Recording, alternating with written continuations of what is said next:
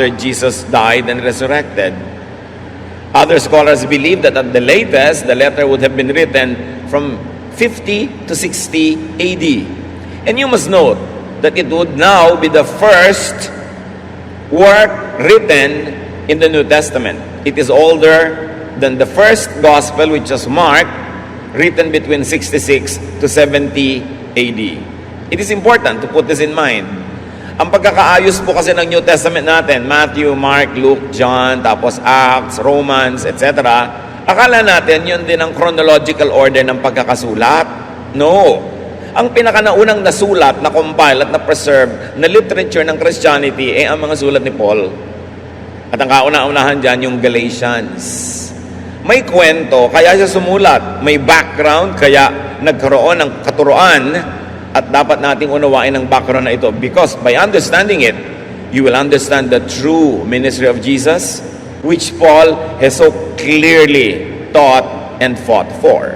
Galatians 1, 1 to 2. From the Apostle Paul and from all the Lord's followers with me. So, Paul introduces the letter. It's from Paul to the Christians in Galatia, in modern-day Turkey. But this is loaded with meaning. Introduction pa lang. Remember, may dahilan, kaya sumulat si Paul. Merong urgent issue. So the letter is from Paul and all the other Lord's followers with him. This is for the Galatians. It is not from someone else. It's from Paul. It is not from those who do not follow the Lord.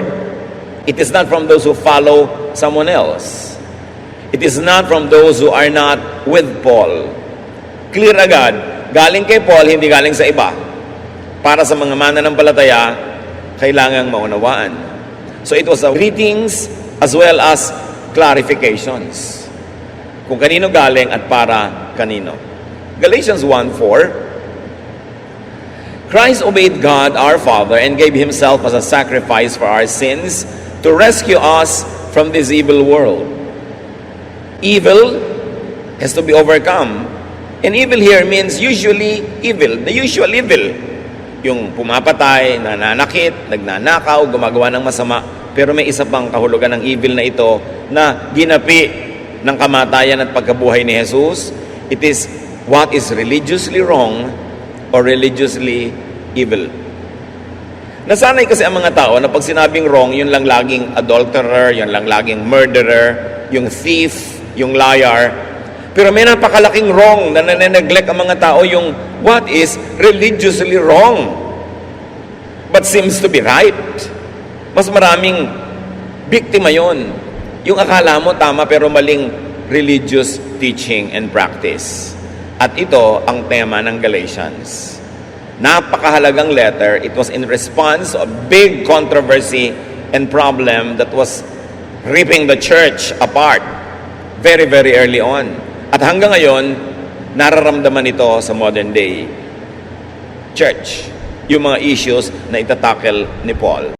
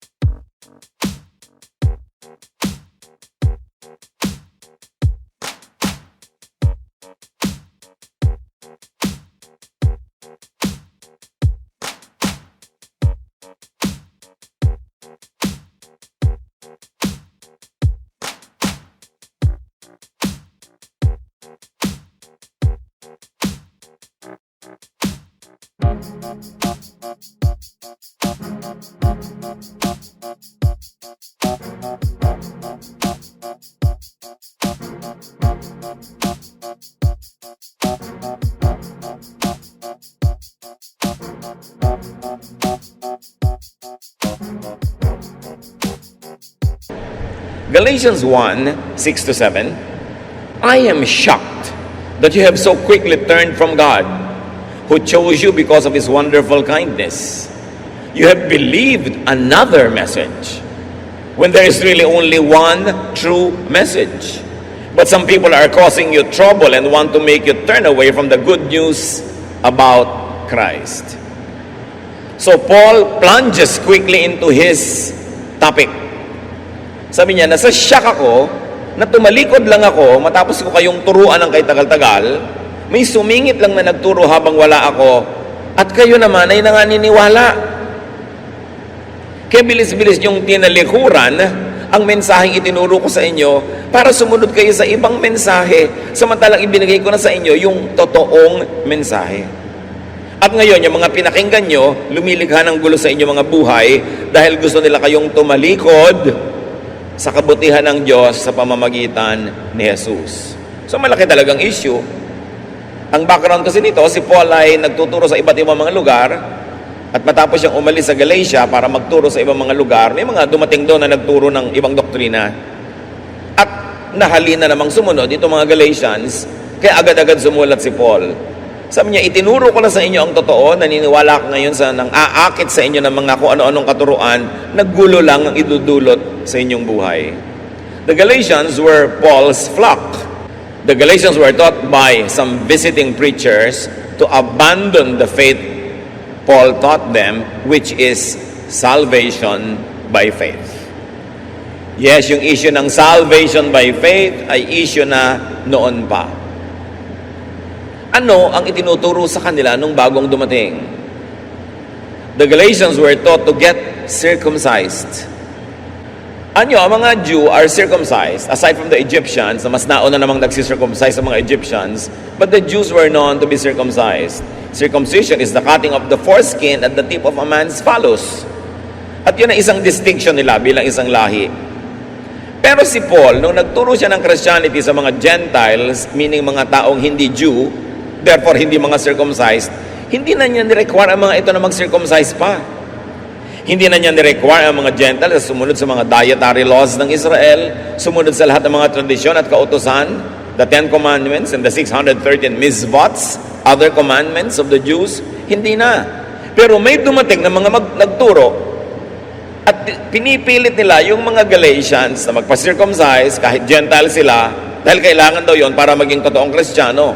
At the Galatians were being taught to submit to the Jewish law for salvation. Issue na yung works or faith for salvation. Legalism or grace for salvation. Kaya hanggang ngayon, umaalingaw-ngaw pa ang mainit na topic na ito. Because the topic is really work versus faith. Bakit nabahala na sobra si Paul? Dahil matapos yung magturo sa mga Galatians that if you believe in Jesus, His work applies to you, His holiness becomes yours. When you believe in Jesus, you become a child of God, an offspring of Abraham, though legally not an Israelite and not a Jew, because now your citizenship is in heaven. It is secured by the finished and perfect work of Jesus. Salvation by faith in the Lord Jesus. Dumating yung mga nagtuturo na sinabing, no, kahit naniniwala kayo kay Jesus, dapat maging Jewish muna kayo. Dapat kayong sumunod sa mga patakaran ng mga Jew, sa kanilang mga batas. In other words, you will become a Jewish Christian. Hindi pwedeng Gentile Christian. Pag ginawa yun, merong malaking mawawala. Because the Jews were very concerned with works. At pagka mga tao ay sumunod ng sumunod sa works for their salvation, mababaliwala ang kamatayan ni Kristo. Bakit pa siya namatay? Pwede naman palang maging Jew ka na lang, masasave ka na. So the true message, sabi ni Paul, would be distorted. And the true rescue and salvation offered by God through Jesus would be voided.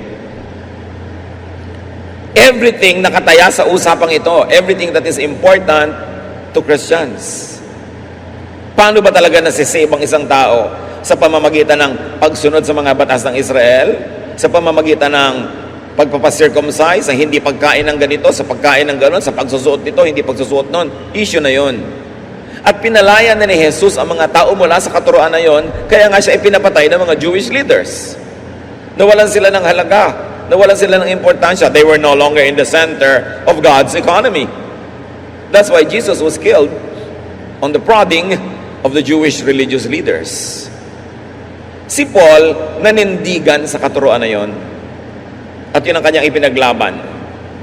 At ngayon yung kanyang mga converts, mga Galatians at tinuruan, naaakit sumunod doon sa mga Jewish leaders who are saying that they are not enough, kailangan maging Jewish muna sila. Kaya, Galit na galit si Paul. Ba't hindi ka magagalit? Nabaliwala ang kamatayan ni Kristo, nabaliwala yung salvation by faith, yung grace of God the Father available by believing in Jesus. It is everything. All other issues are minor. Galatians 1:8, I pray that God will punish anyone who preaches anything different from our message to you. It doesn't matter if that person is one of us or an angel from heaven. So Paul prescribes punishment for those who preach salvation and spirituality by the Jewish law, by works, no matter who they are. Sabi ni Paul, nawa parusahan ng langit ng matinding parusa ang sinumang nagtuturo sa inyo ng ganitong katuruan na hindi sang-ayon sa dinala kong mensahe sa inyo. Kaya anghel pa yan galing sa langit. Kaya sino pa yung Herodes? Sabi niya, dapat maparusahan ng Diyos. Masyadong concerned si Paul doon sa salvation by faith, sa eternal security of the believer through faith in Jesus. Galatians 1:10, I am not trying to please people. I want to please God. Do you think I am trying to please people? If I were doing that, I would not be a servant of Christ. So hindi ako man-pleaser. Hindi ako concerned sa impression ng iba, sasabihin ng iba. Kasi kung ganun ako, hindi ako pwede maglingkod kay Kristo. Bakit? Kasi ibang-iba nga ang turo ni Kristo sa kaugalian ng Israel. Kasi sabi niya, kung ako magiging servant ni Kristo, talagang maraming hindi matutuwa sa akin. Hindi ako pwedeng magturo para lang matuwa sila sa akin. According to Paul, those who preach salvation by works, by the law, are men pleasers. They were only pleasing the Jews. Even today, many groups and movements exist to please, to imitate, and to promote the Jews. Buksan nyo ang inyong mga mata. Marami ngayong ganyan din. Ang gusto nila, kopyahin yung mga Jew, kopyahin ang kanilang mga kasuotan, ang kanilang mga tradisyon, ang kanilang mga piyesta, ang kanilang mga gawi at gawa, ang kinakain nila at hindi. Sinabi na nga ni Paul nung araw, hindi nyo kailangang kopyahin kasi Gentile kayo eh. Pinalaya na kayo ni Jesus. At sabi nga ni Gamaliel sa kanyang mga kalahi, tayo man hindi nakasunod sa kaugalian ng ating mga ninuno. Bakit pa natin ipapataw sa balikat ng mga bagong Kristiyano at mananampalataya na hindi naman Hudyo, yung mga bigat na ni tayong mga Israelita ay hindi natin na kayang dalhin? Sabi ni Gamaliel. Kaya nga pinadalhin na ni Jesus. Tapos ibabalik na naman sila sa kanyang mga regulasyon. Bawal kumain ng ganito, bawal magsuot niyan, ganito at ganon. Kaya si Paul, high blood. I want you to know that no one made up the message I preach. It wasn't given or taught to me by some mere human. My message came directly from Jesus Christ when He appeared to me. The message was given by Christ in a very special way. Alam naman natin na si Paul hindi kasama doon sa original 12 na disciples. Bakit kinailangan na matapos lamang ang ilang araw, si Jesus ay magpakita kay Pablo para si Pablo ay ma-convert at binigyan niya ng misyon to teach salvation by grace through faith, very especially to the Gentiles. Dahil hindi ganun ang nagaganap. Paul had to be called to the mission, and the Lord chose him for his background, for his skills, and for his proven faithfulness that we can see now. The message meant here, of course, that was given by Jesus to Paul is salvation by faith in Jesus apart from works, apart from the Jewish law. Sabi niya, nagpakita sa akin, kinausap ako ni Jesus, diretsahan. Hindi ko ito nadinig kung kani-kanino lamang. Hindi ko napulot kung kani-kanino lamang na guro. Diretsong ibinigay sa akin ni Kristo. Now, yung message na sinasabi dito ni Paul na talaga namang ipaglalaban niya, hindi yung mga personal teachings niya or preferences on cultural, social, or daily issues of particular people in particular situations. In other words, yung mga bagay na not of universal application, hindi kasama sa sinasabi ni Paul na ito ang itinuro sa akin ni Jesus. Ang talagang itinuro sa kanya na dapat ipaglaban at ituro sa iba, be saved by believing in Jesus. Your faith in Jesus makes you holy in the eyes of God. Your faith saves you. You don't have to work for your salvation. Pero alam nyo naman, syempre, si Paul, palibhas at buhay na guro, na nagtuturo sa mga buhay na tao, may mga nagtanong din sa kanya at may mga katuruan din siya tungkol sa mga pang-araw-araw na buhay na hindi universal ang application. At yun kung minsan ay opinion lang niya ang ibinibigay niya bilang isang tao, hindi kasama doon sa inireveal sa kanya ni Jesus yung mga opinion niya. Halimbawa, sa 1 Corinthians 7:12, sabi ni Paul, I don't know of anything else the Lord said about marriage. All I can do is give you my own advice. Said in the New Revised Standard Version, sabi ni Paul, to the rest I say, I and not the Lord, etc., etc. Mga kapatid, dapat malinaw to sa atin. May mga itinuro si Jesus kay Pablo, diretsahan, person to person, na mahalagang ituro at ipaglaban. Yun ang everything. And that is, people are saved from sin, from the punishment of sin, from the power of sin by believing in Jesus. That the work of Jesus is enough to pay for the sins of all people, of all time, in all places. Yun ang mahalagang revelation.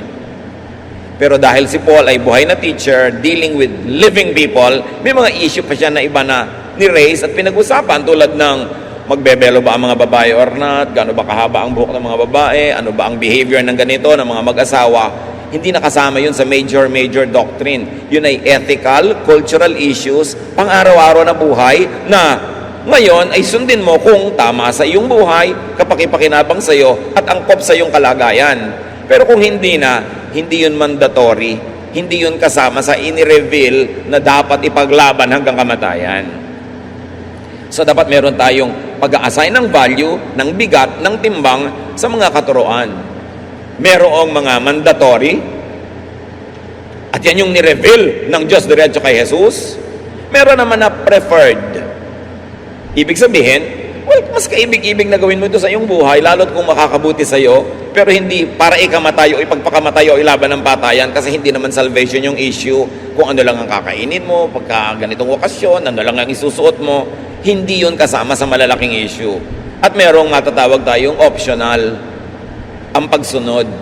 Sabi nga ni Paul, tungkol naman sa mga issue mag-asawa, wala na akong ibang nalaman pa na sinabi ni Jesus sa akin, pero ako bilang Pablo, bilang taong may karanasan, etong opinion ko, sasabihin ko sa inyo. Therefore, hindi na dapat ipaglaban ng patayan yun, sundin mo na lang kung bagay sa'yo, angkop sa'yo, at makakabuti sa mga sangkot. Hindi lahat ng sinabi ni Paul tungkol sa kaliliitang bagay ay ilalaban ng patayan, pero merong dapat na talagang panindigan. Yun ang nireveal sa kanya at ipinaglaban niya, salvation by faith. Pinakakadiin-diin ko ito mga kapatid dahil ito hanggang ngayon, issue today. Dapat maintindihan natin ang pinagmulan ng issue na, Tito, nawawala po ba ang salvation or not? Losing salvation ba kayo o eternal? Issue yan dahil ang salvation na losing depends on works. Pag sinabing eternal, depends on faith. Ang laking pagkakaiba nun at yun ay humahati sa maraming mananampalataya today. Magkakaiba ang timbang ng turo, hindi pare-pareho. Si Jesus man, sabi niya sa Matthew 23:24, sabi niya sa mga Pharisees, you blind leaders, you strain out a small fly but swallow a camel. Sa niya, minamaliit nyo ang malaki tulad ng kamelyo at may maliliit na bagay, minamalaki nyo. Sinasala nyo pa, ayaw nyong mainom ang maliit na kulisap, pero lumululon kayo ng buong kamelyo.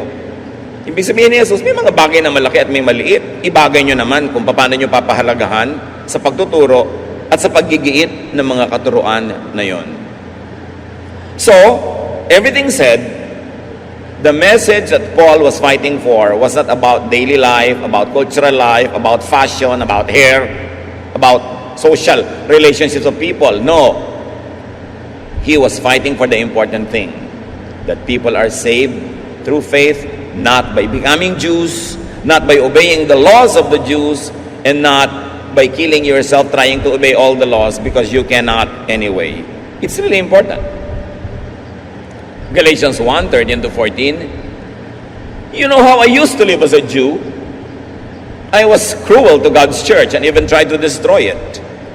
I was a much better Jew than anyone else my own age, and I obeyed every law that our ancestors had given us.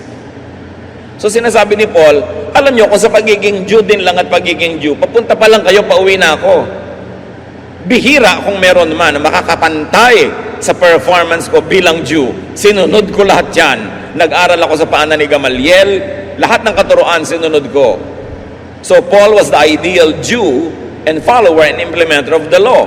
In other words, sabi ni Paul, yung mga nagmamagaling na Jew na yan, ang sasabihin ko lang sa kanila, papunta pa lang kayo, pauwi na ako. Been there, done that. Alam na alam ko ang pasikot-sikot ng pagiging Jew. Pero sabi niya, alam nyo, kinatagpo ako ni Jesus. Tinuruan ako, tinawag ako upang magturo. Bakit kaya? Dahil hindi tinuturo nito mga naiwan na dapat magturo? Why did Jesus have to appear to Paul and commission him when there were the original disciples anyway? There was a thriving church in Jerusalem at that time. Why call Paul? What necessitated that? The answer we will find later. Meanwhile, let's read Galatians 1:18 to 19. Sa pagpapatuloy, matapos si Pablo ay magkaroon ng vision of Jesus, a personal appearance of Jesus to him, sabi niya, 3 years later, I went to visit Peter in Jerusalem and stayed with him for 15 days. The only other apostle I saw was James, the Lord's brother. So 3 years after Paul's conversion, dun pa lang siya nagkaroon ng direct contact with the church leaders in Jerusalem. He went to Jerusalem and stayed with Peter. So Paul was in consultation with the apostles in Jerusalem 3 years after his call from Jesus. And for only 14 short days or 15. Anong ibig sabihin nito sa atin mga kapatid? That his teachings did not come from the Jerusalem apostles. Kaya sabi niya, ang alam ko, hindi tao lang ang nagturo sa akin, si Jesus mismo. So for 3 years after his conversion, independent of Jerusalem officialdom, he was teaching people about Christ. Kaya dumami yung churches in the Gentile world. Galatians 2:1. Matapos yung unang meeting niya sa Jerusalem, 14 years ang lumipas. 14 years later, which means 17 years after his conversion, I went to Jerusalem with Barnabas. Paul's only other meeting with the Jerusalem apostles happened 14 years later. So in 17 years, 2 beses lang niyang nakapanayam ang mga leaders sa Jerusalem. Paul was working independently from the church in Jerusalem. That is the obvious conclusion. What was he teaching? Ano ang itinuturo niya? At sa kabilang banda, what were they teaching in Jerusalem? Ito ang issue ng Galatians. Galatians 2:1 to 5.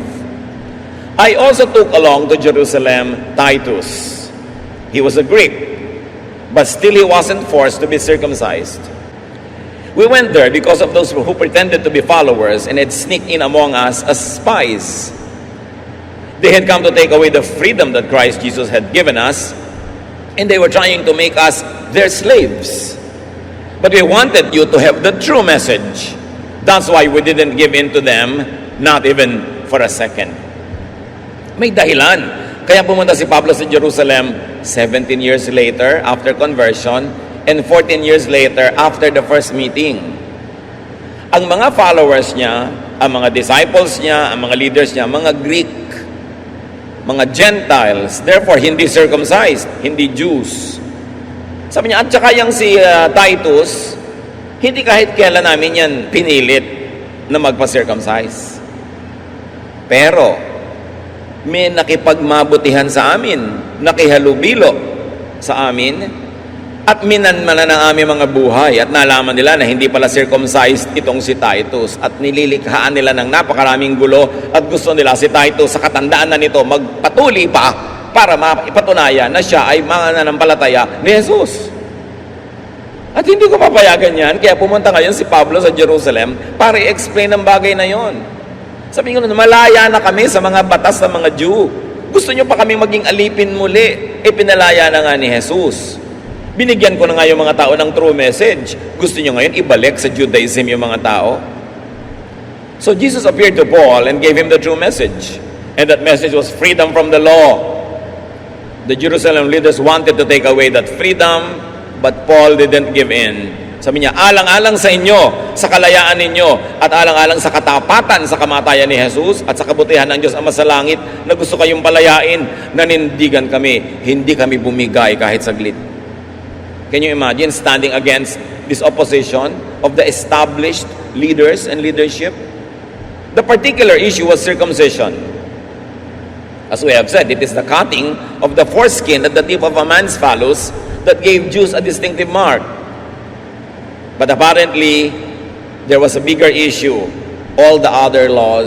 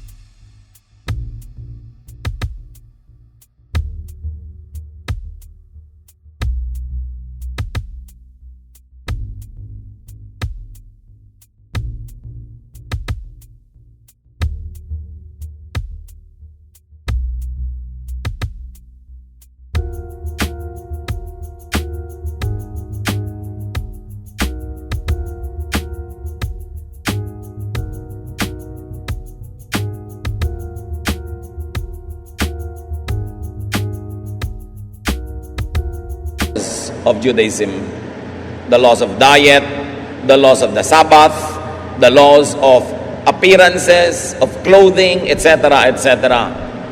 Therefore, there was a division in the church so early on. Dalawang major teaching, salvation by faith or by works.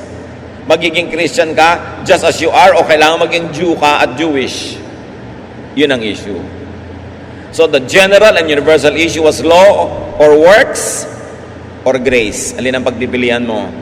Jewish Christianity or Gentile Christianity?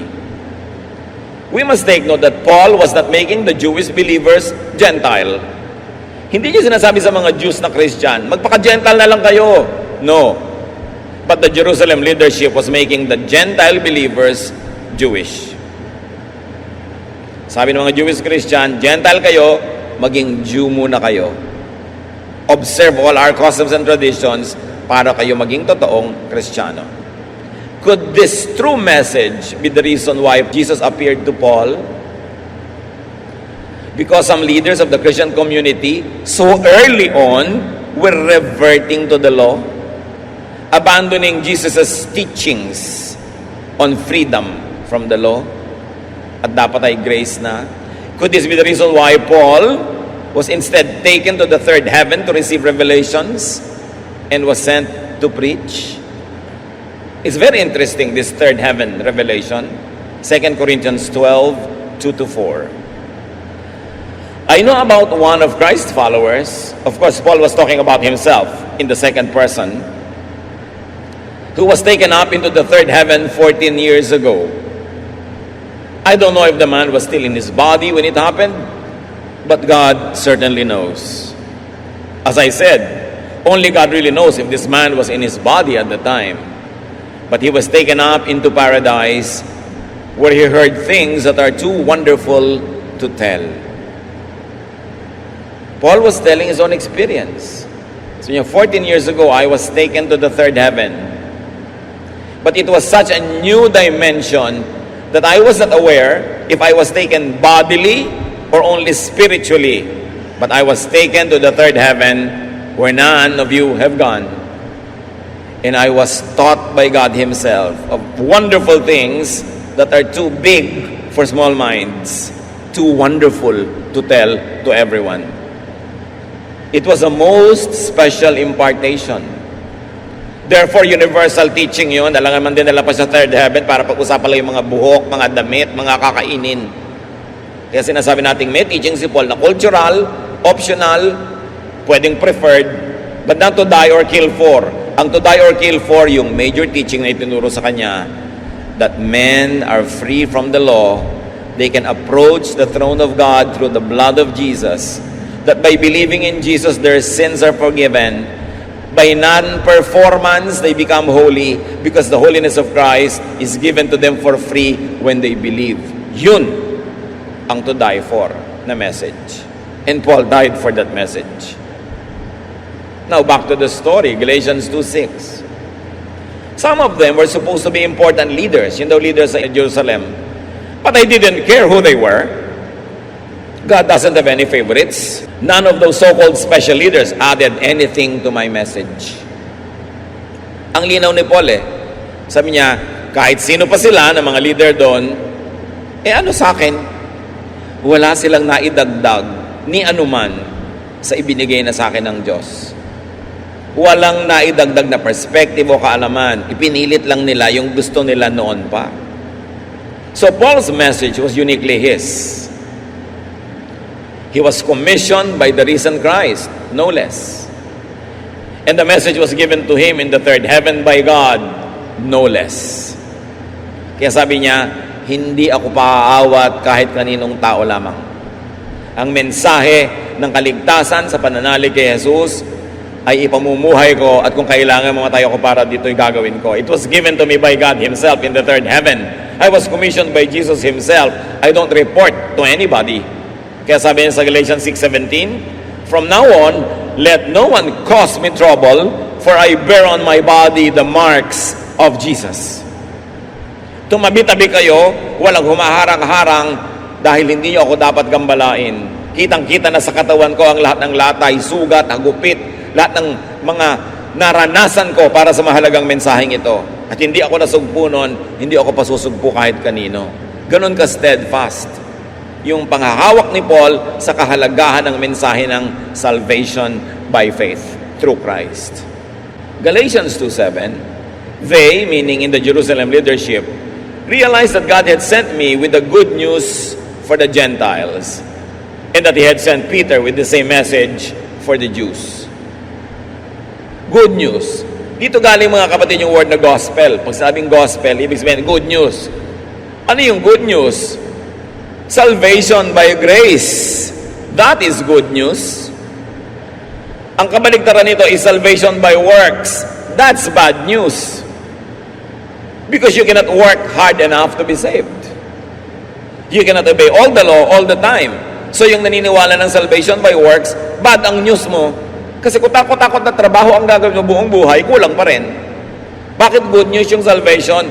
Kasi yung trabaho ginawa na ni Jesus. Kasi magiging banal ka na pag nanalig ka. Lilipat sa iyo yung kabanalan ni Jesus. Magiging anak ka ng Diyos. Magiging apo ka ni Abraham by believing in Christ. Kaya, good news. Dumali. Salvation is free, but it is not cheap. Jesus paid for it with His life. And Paul would be paying with his own dear life for this message. Galatians 2:9, James, Peter, and John realized that God had given me the message about His undeserved kindness. And these men are supposed to be the backbone of the church.